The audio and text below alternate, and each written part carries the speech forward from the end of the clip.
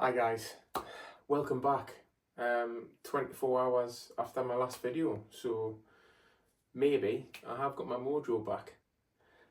No, on a serious note, I did mention that I would try to get some of the Sisu races done, and I decided to do tonight because it was a one that I was really worried about.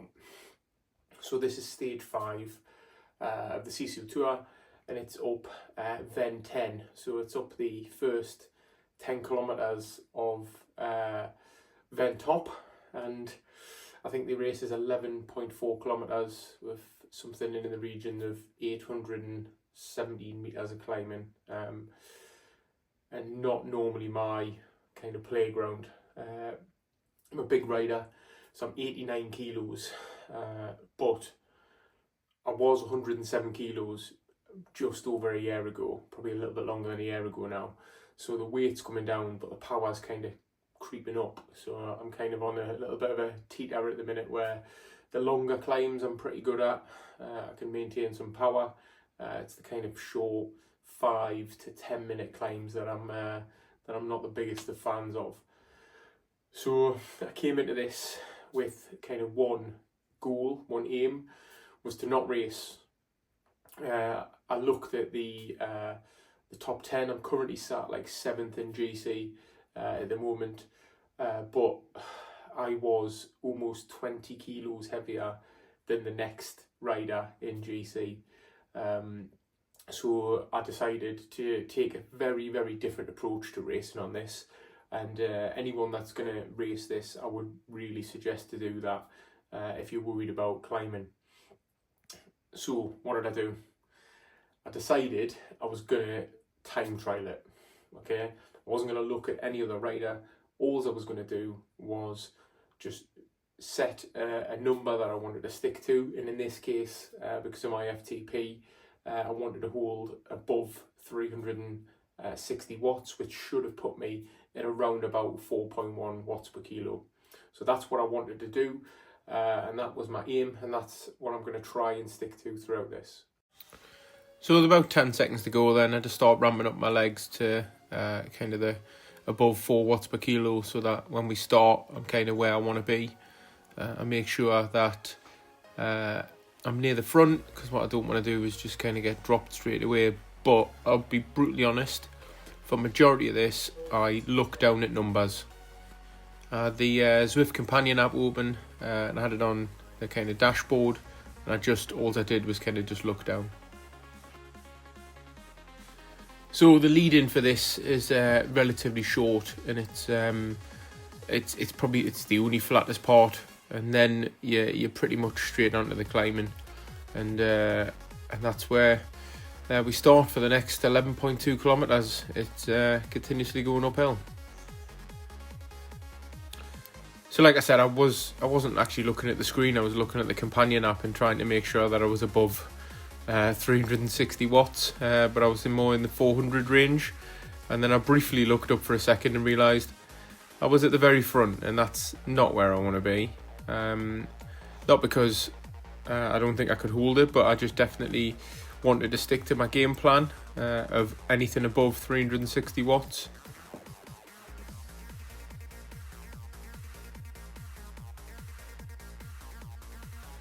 So I've sped it up now because otherwise it's quite a long, boring climb, and it just kind of defeats the object of watching it.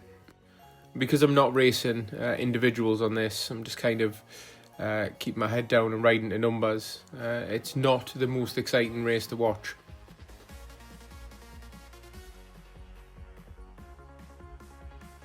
So I've skipped forward now to about halfway through the race. You'll notice my average has gone up to 394. I felt really, really comfortable, kind of sitting in and around the 400 watt mark. So that was what I aimed for, and I gained probably about 20-ish places in that time. But I'm not, like I said before, I'm not looking at the other riders around me. I'm just riding the numbers, and as you can see, we hit the flashing part. And what I will give people a tips with is just drop down a gear for that small section, and then as soon as you're through it, go back up a gear again, because you need to keep to kind of maintain the power on. And even on this large red section, if I drop below 10%, then I'd go up a gear again, just to try and keep the power on. And that was kind of the tip that I give myself. So we then come to a few more flashing sections, so it's above 12%, and I do just keep dropping a gear for that one bit. I forget that I keep getting power-ups because I don't use them when I should use them, and I just kind of maintain the same pace throughout this. So as I said previously, it's gone from the red to the slightly lighter red, and I just changed gear just to make sure that I can stay on the power. I did notice that the power started to drop, so I had to go up a gear just to try and get it back on. And I think the kind of key to this is keeping things steady. I'm not surging or anything like that. My cadence is always kind of sat in the regions of 80 to 85. So I made the silly mistake now in the last kilometre of kind of looking at the leaderboard, and to my surprise, the leader of the BCAT GC, Tom Mees, is behind me by 42 seconds. And this did give me a little bit of a boost, because I think at this point I've really started to feel it a little bit more.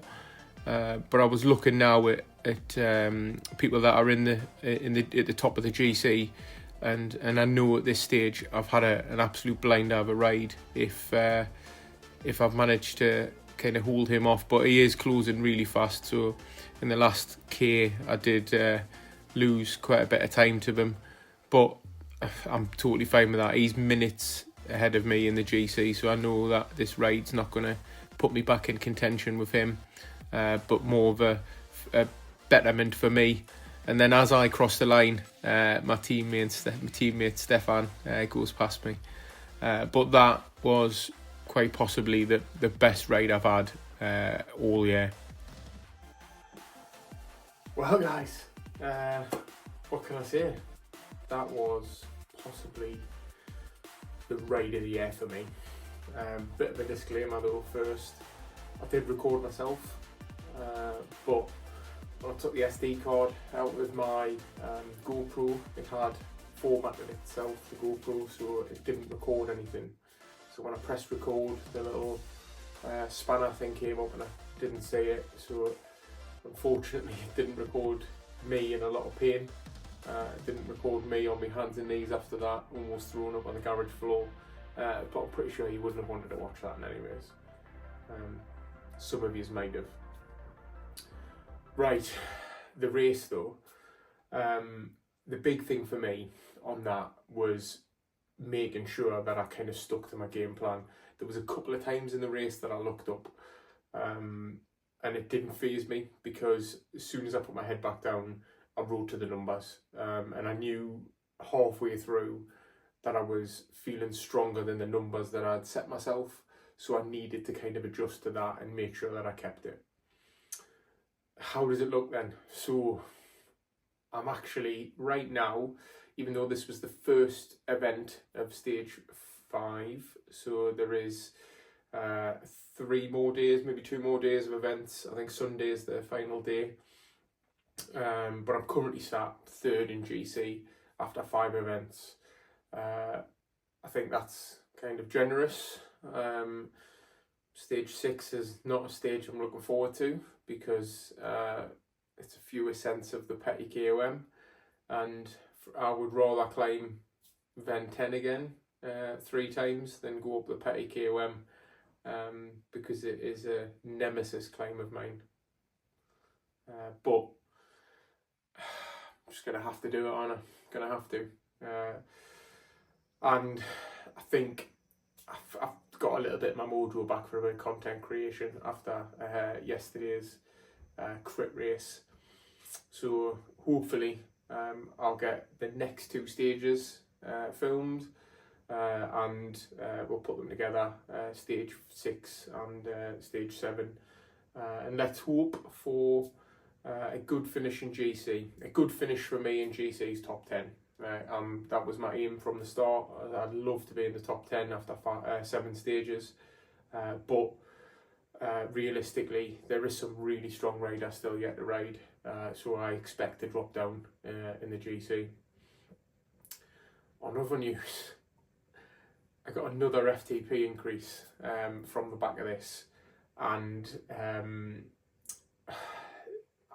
pleased. Don't get me wrong, that the hard work's coming off, but it just means I've got to start holding the kind of harder numbers, and with that FTP increase, I also now have moved out of pace category B, and I am now pace category A. So that was a kind of secret goal of mine for 2025. I wanted to win an A race. I said that earlier on, but getting to pace category A is a little bit different, because I've got to kind of maintain above 4 watts per kilo, and I've done it for a couple of races now, so they've upgraded me. But that means, unfortunately, when it comes around to Zwift Racing League, I'm now in A League, and that is, Zwift Racing League and B League is hard enough, never mind A League, so really looking forward to that. Well, if you've enjoyed this, please come back for more, and if you love watching me suffer, drop a comment, like, subscribe. I'm still pushing. I still really want to, by the end of 2025, get to 1,000 subscribers. So if you haven't subscribed and you keep coming back to watch these, please drop a like and a sub in there, and I'll try to answer any comments that people put on there. Thanks for watching, guys. Bye bye.